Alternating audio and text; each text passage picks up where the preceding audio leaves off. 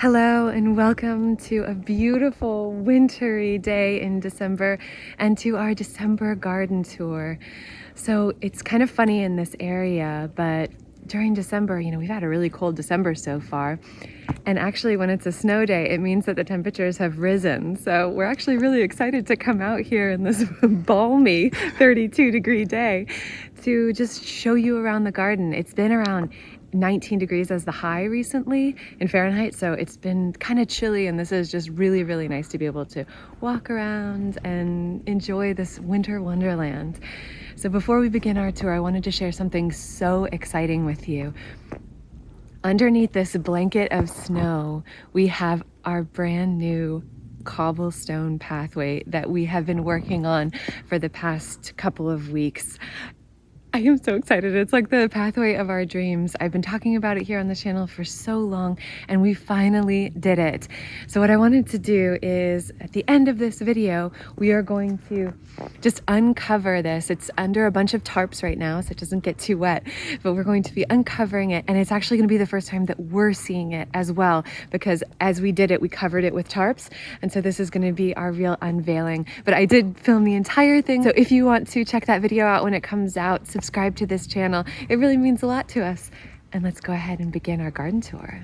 This is our rose arbor, and funnily enough, our roses are actually still have a little bit of life in them, a little bit of green, which is so nice. I love the way that color looks. It's like very bright, vibrant green, and it also has some red in it. So it's like, burgundy and green is a very Christmas kind of look, and I think it looks so nice with the snow on it. I really, really love that. Over here, we have our lilac trees, which I think are really, really nice. And we also have our crab apples. So in the springtime, these crab apples are this vibrant, almost fuchsia, like pink color. Very, very beautiful. I absolutely love them. And they get completely loaded with these beautiful flowers. And it's just such a gorgeous look for that time of year with all the spring green colors. It's gorgeous. And we have tons of little crab apples on it. I'm not sure if you can see them that well, but they have a very burgundy color. The colors right now are like white, dark, emerald green, and burgundy. That's really what we're seeing a lot of in the garden right now. But I just think they look beautiful with a little bit of snow on them. They're almost like little ornaments, like little Christmas ornaments. They are so beautiful.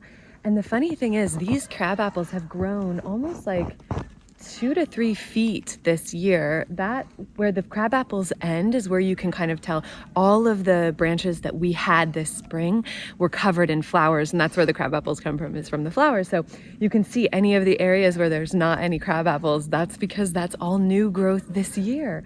That's quite a bit of growth. I'm not sure if you can see that very well, but I'm so excited to see those next year. It's going to be so fun. And our lilacs, we have a new lilac that's from this area, actually, named after a local nursery here, and I can't wait to see that blooming. She said it's just beautiful, the owner of the nursery.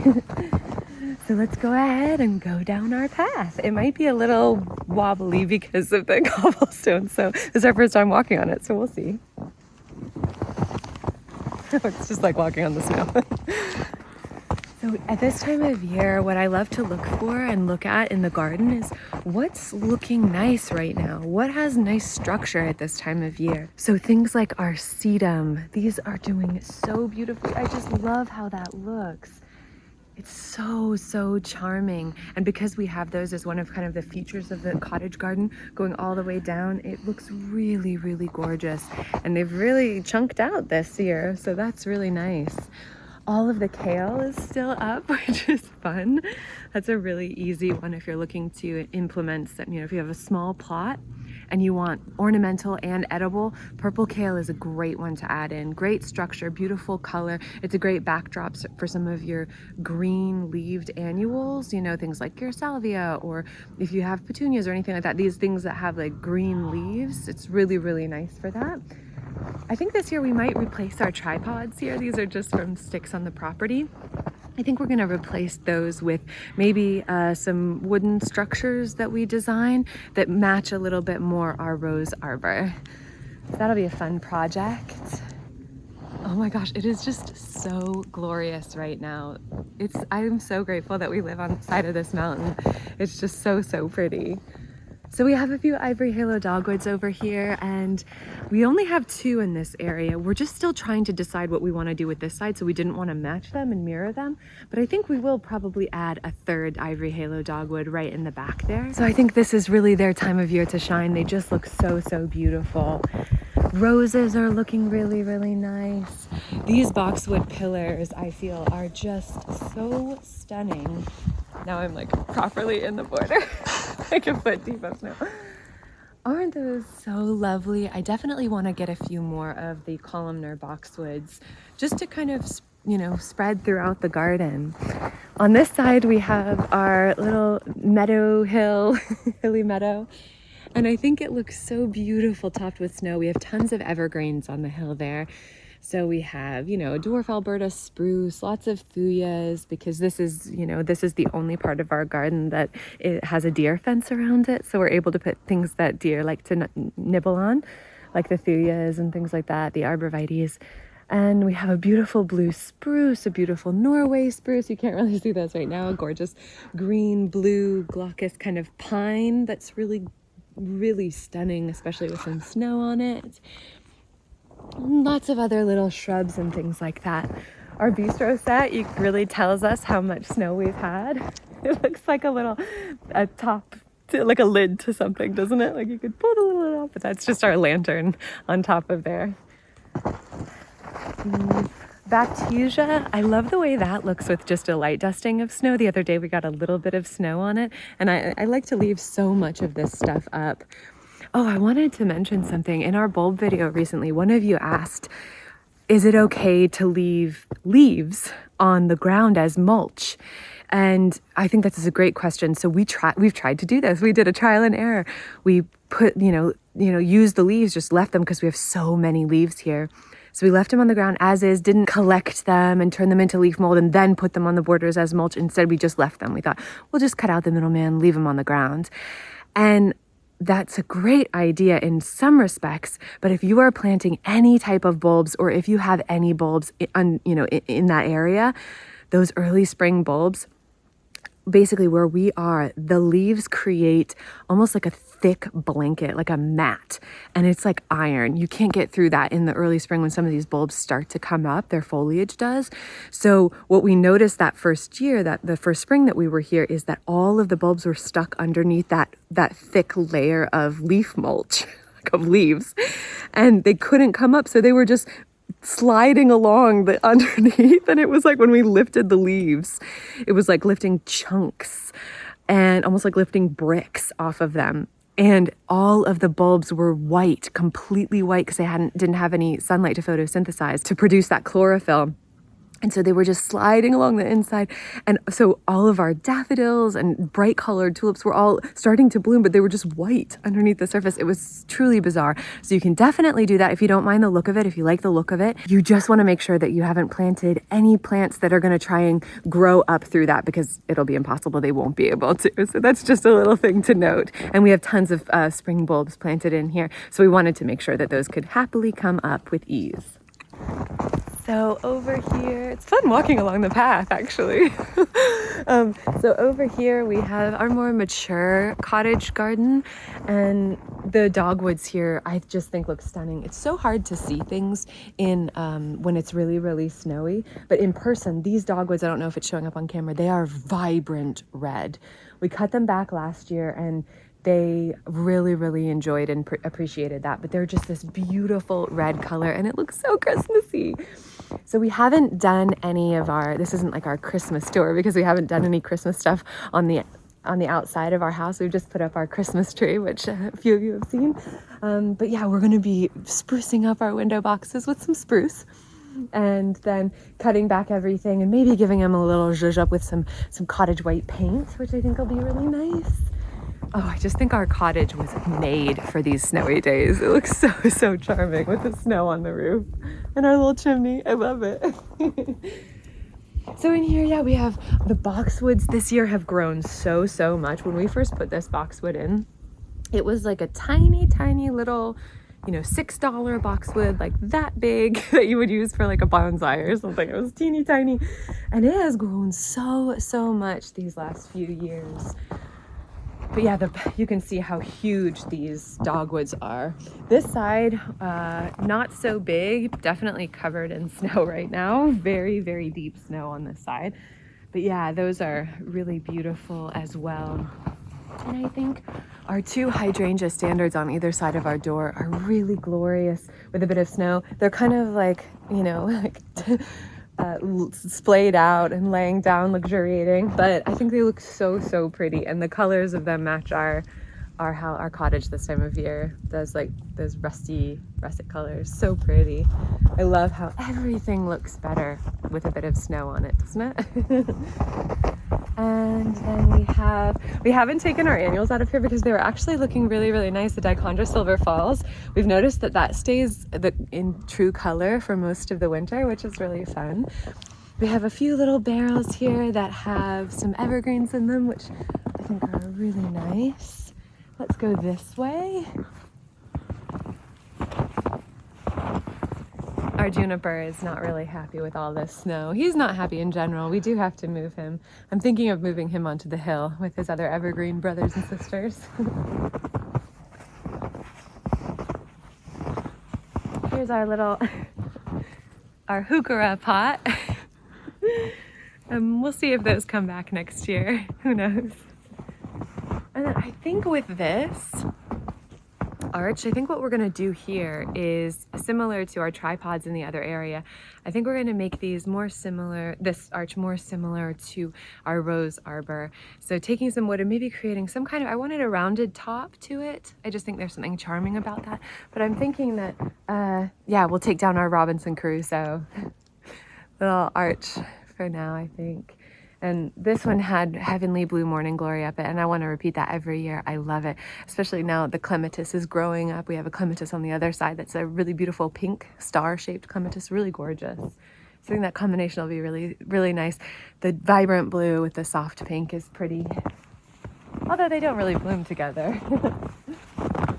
And then here's, in addition to the path, another one of the big projects that we did this year in the rose arbor, I guess, is the dining garden. So we finally put the dining garden together, and it was definitely a budget makeover. We were doing, lots of things for as cheap as we could. So we divided tons of things, and I can't wait to show you what it looks like in the spring. We planted all kinds of bulbs in here. I think like we did some whites and purples and even some really pretty blue and red, like tulips that are going to be really exciting and fun to see. And I just really love our deer fence.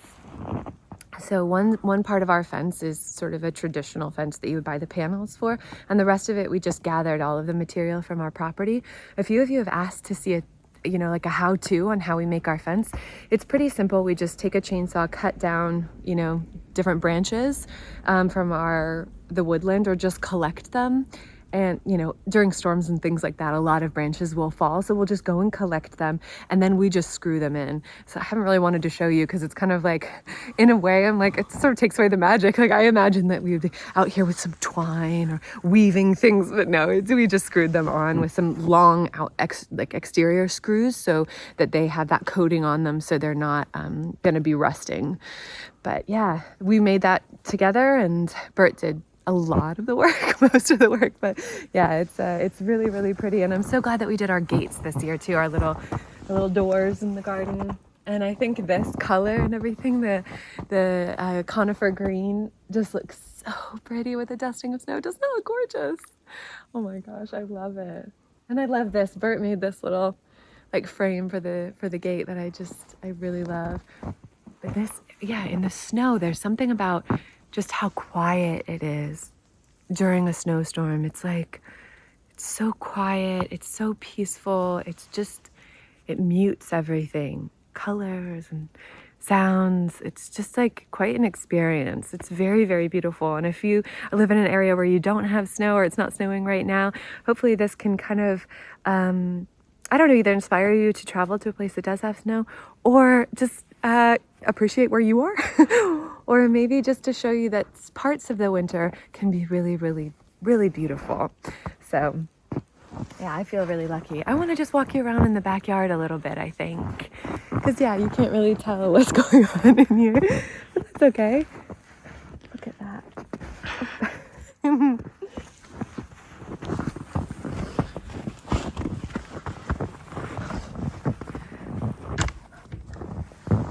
So as with most things, we have lots of plans for this year of what we're going to do. But I think the main thing that we want to focus on this coming year, this coming gardening season, is just really decking out the back of the borders here. We've had lots of different ideas, but I think the main thing is going to be how can we create a deer-resistant kind of garden. And what I think that might entail is planting maybe some things that the deer can eat near our garden. So maybe starting a bunch of kale or starting a bunch of peas or beans or things that we know that they love, so they can almost have their little buffet that's near our garden, but that's not going to be our garden. So that we kind of like, I don't know, we'll see. Maybe that'll just be attracting more deer to our garden. But hopefully that works. And then I think we're going to just plant mostly, like deer resistant things. So stay tuned. If you have deer in your area, let me know what kind of things you like to do. Obviously, I'm not a hunter. I don't like hunting at all. I love the deer. I want them to be here and be happy and healthy and things like that. But I don't really want them to be eating my plants. So we're just kind of trying to find that balance of sharing our garden with nature and things like that. Oh, it is just so beautiful.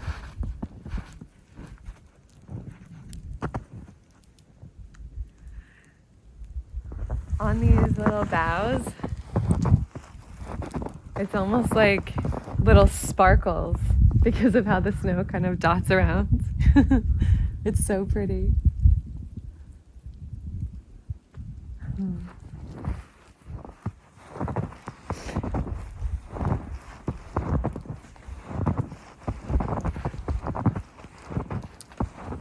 I almost feel like we're destroying the purity of it by walking back here, but that's okay.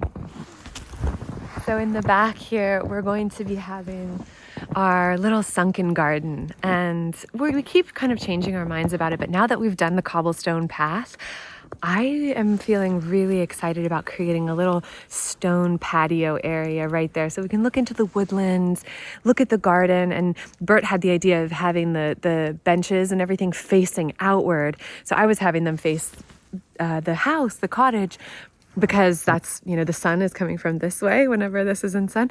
But I think having it face the other way is going to be really, really nice. We don't really ever use this area at all. We use it to like play with Georgie and kind of walk around and things, but we don't really use it. So we want to change that this year and just have a little space. So even on a day like this, we could come out here and sit on the little benches, maybe just for a little, have some hot cocoa and look at the beautiful snow falling in the woods. The other day we saw a bunch of whitetails deer, which was really, really fun. So I'm hoping that they come and prance through in the snow.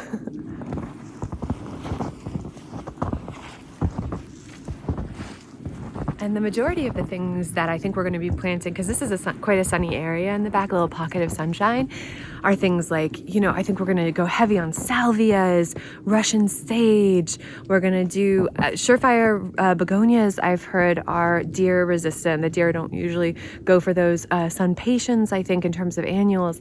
But I think we're going to do a lot of things that the deer just don't want to mess with. We're probably going to, one of you had the amazing idea of doing foxgloves and ferns. You said that you had done that in your area, and those are two of my favorite plants. So I was like, oh my gosh, that's such a good idea. So I think we're going to do that in this little super shady little area on the other side. I think we're going to be transplanting a lot of ferns from the property and then starting a bunch of foxglove from seeds, because I just love that. I love all of your ideas are so, so good. I've implemented so many of them and they've made my garden so much better. So thank you.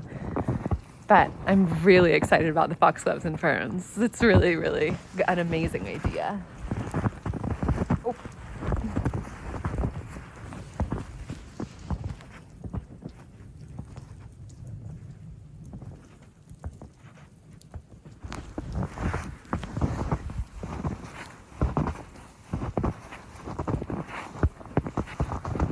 So for this side yard, This is another area that I'd love to work on. I just don't know exactly how we'll do it because my ideas aren't deer resistant, and this part is obviously on the outside of the deer fence. But what I think I'd love to do is create a little border here that carries on from our porch bed border, and just, I would love to have oak leaf hydrangeas here. I think, they have interest all year round, the beautiful green growth in the spring, then the summer, obviously the flowers are so beautiful, but then in the fall they turn bright, brilliant red. And how cool would that be to just have a whole little drift of the oak leaf bright red in the fall here. And then I think pulmonaria is beautiful, and that's a great deer resistant plant. So pulmonaria and astilbe I was thinking about having on the ground, but we just would need to figure out a way to, the oak leaves would probably be eaten by the deer, right? The deer love to eat our hydrangeas. So we're just sort of thinking about what shrubs we would want to have here, and then maybe try and, plant this area up. It's mostly shade, but I think transplanting some astilbes, maybe getting some pulmonaria, some lungwort for here would be really, really beautiful. And I think that could be like a nice, almost like very calm drift, especially after leaving the cottage garden, which can be it's like so bold and so many things happening. To see this kind of peaceful drift of the same plants repeated throughout, I think could be really, really pretty. So yeah, that's sort of our thought here. Still trying to figure out the shrubs though. I think, so we still have tons of grapevines on the property, and I think the snow on the grapevines, it just adds such a cool texture in the forest. There are these ones here.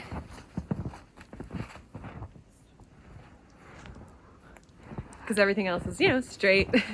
And those are kind of like wild. All right. So we're back around. I think after this, we're probably going to go and make a little garland, garland from the foraging we did the other day.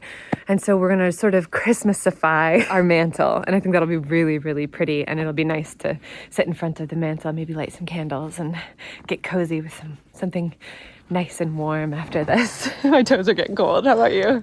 Yeah. So before we close out, I think we're going to go ahead and show you the cobblestone path. The big reveal. You ready? Okay, let's do it.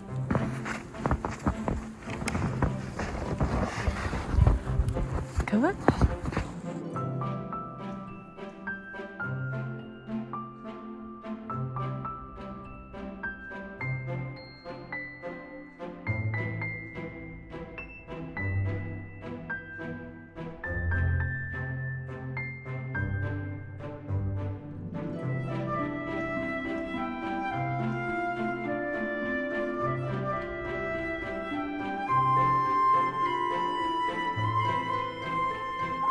Oh my gosh, so that's our cobblestone pathway. This has been basically like 3 years in the making. We wanted to do some kind of pathway leading up to our cottage that fits the kind of charm that we want for our space and for our garden and for our home. And I think we've really done it. I absolutely love it. So it's every single stone that's here on this pathway is from our property, just dug up from the earth, or that was just sort of in the woods. And so every single one of these stones has been, hand dug by us. And as we were unveiling it and taking off all the tarps, and we had a bunch of contractor bags, so we thought that would be a nice way just so we don't have to buy more tarps and things like that. We already had one tarp for painting and stuff, and so we used that, but then we just used contractor bags for the rest of it that we had on hand. So that was really, really handy. And oh my gosh, as we were revealing it, I was just like remembering every stone that I laid, and my fingers were so sore just from handling such heavy rocks.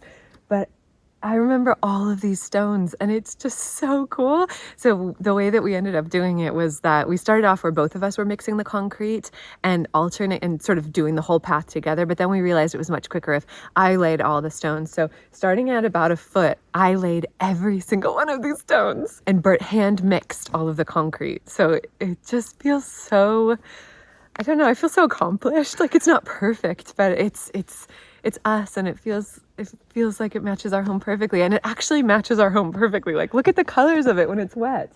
It perfectly matches the colors of the cottage, doesn't it?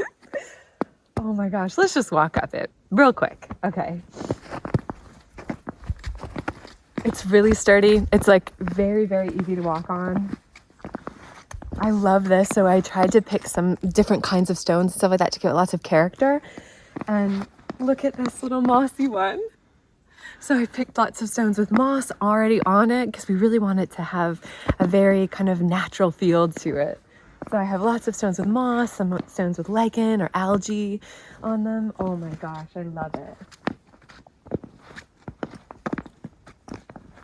It's very sturdy, very pretty. I can't wait till we have all of our spring color and flowers just cascading over the pathway.